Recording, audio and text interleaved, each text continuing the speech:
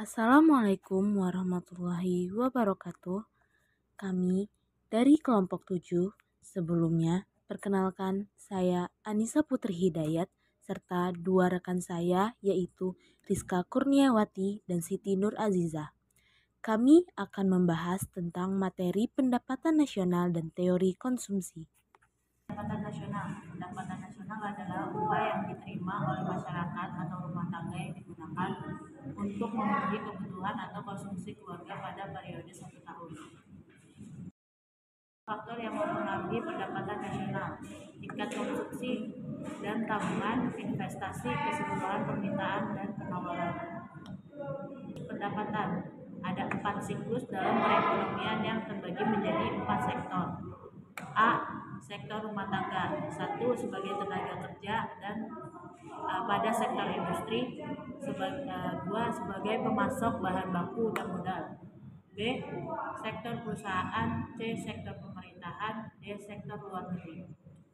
3 pasar utama dalam perekonomian. A. Perekonomian barang dan jasa. Pasar barang dan jasa adalah tempat di mana bertemunya permintaan dan penawaran barang dan jasa untuk melakukan transaksi sesuai dengan kebutuhan.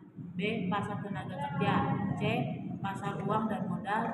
Pasar valuta asing atau lebih dikenal dengan pasar uang adalah tempat bertemunya antara penjual dan pembeli mata uang tertentu untuk mendapatkan keuntungan.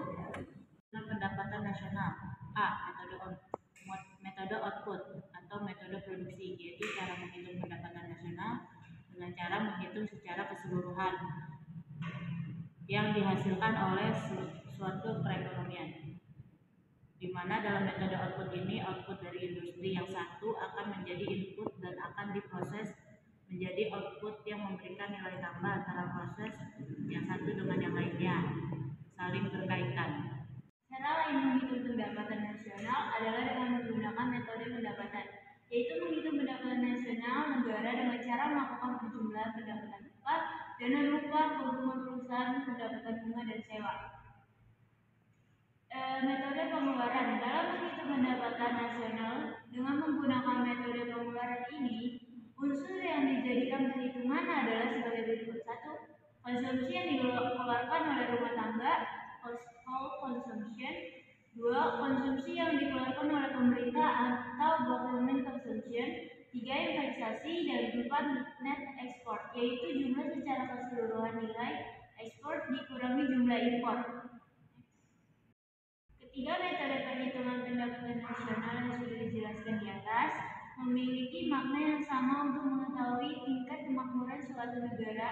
Bisa dilihat dari jumlah pengeluaran warga negara tersebut. Artinya, semakin tinggi pengeluaran masyarakat mendedikasikan bahwa pertumbuhan ekonomi negara tersebut baik, begitu juga sebaliknya.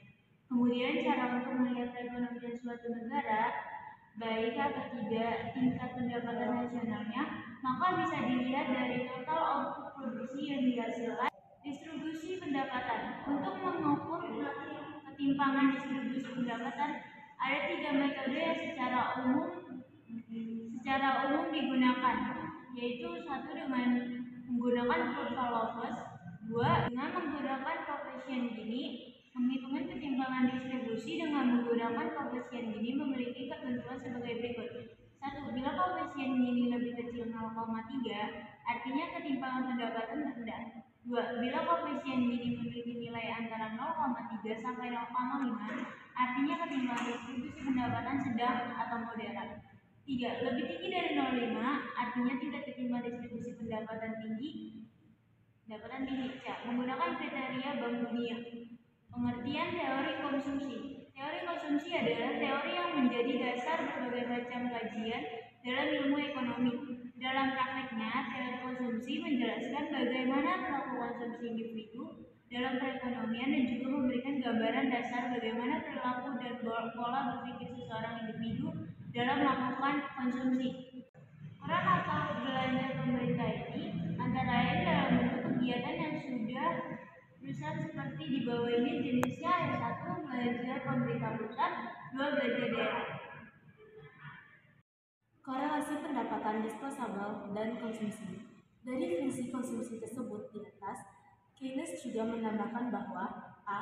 Dalam fungsi konsumsi yang sesuai aliran Keynesian, hubungan antara pendapatan dan pengeluaran dinyatakan dengan menggunakan metode harga konstan. B. Current income merupakan pendapatan yang didapatkan pada waktu sebelumnya atau bukan pendapatan yang akan diterima. Faktor yang mempengaruhi tingkat konsumsi. Secara makro, ada beberapa faktor yang bisa mempengaruhi tingkat konsumsi masyarakat. Faktor ekonomi, ketika pendapatan masyarakat naik, selera masyarakat dan kemampuan masyarakat juga berbelanja juga naik. Faktor penduduk, yang dimaksud dengan sebagai faktor penduduk meliputi jumlah dan komposisi penduduk. 1. Jumlah penduduk. 2. Komposisi penduduk. A. Semakin tinggi tingkat pendidikan masyarakat, semakin tinggi tingkat konsumsi masyarakat. Semakin banyak penduduk atau masyarakat yang tinggal di perkotaan, semakin tinggi tingkat konsumsi masyarakat perkotaan. C. Semakin produktif masyarakat. Dapat dijelaskan di sini bahwa suatu negara jika penduduknya lebih banyak orang tua yang tidak produktif atau anak-anak yang masih belum produktif, secara ekonomi ini akan menjadi beban negara. Yang dimaksud dengan faktor ekonomi adalah kebiasaan atau budaya yang bisa merubah pola hidup atau perilaku masyarakat dalam berbelanja.